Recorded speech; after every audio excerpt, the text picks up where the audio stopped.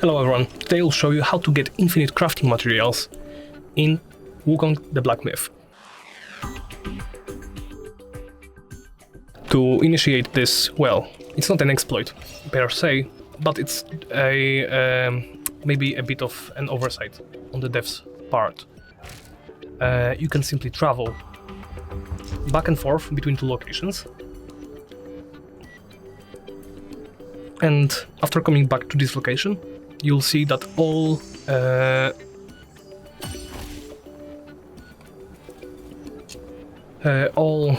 pick-upable resources, like no, that's I'm sorry, like everything to do with the crafting of medicine, for example, will respawn. Of course, things like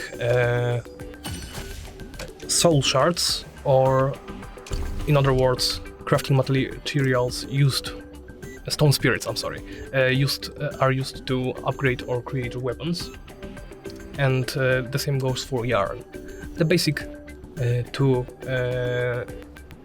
crafting materials, which you can get from killing enemies, and these tricks also, as you can see, respawns the enemies. For example, I will go and quickly get rid of them, so I can show you. I think there was one resource about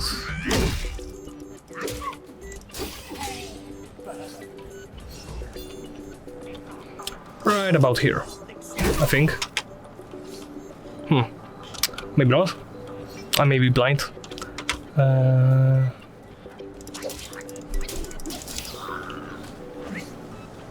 Although I have memorized the spawn locations of enemies here, I don't quite remember the locations of all the plants, so sorry for that. I'll just quickly get rid of them and take a look, maybe find something. Oh, here we go. See? This Jade Lotus was previously collected by me, of course, because it's as this Gentian, because they are basically right next to these enemies.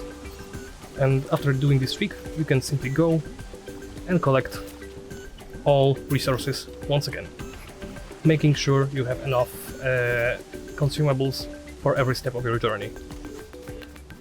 And well, that's it. Thank you for watching, and please remember to comment, like and subscribe.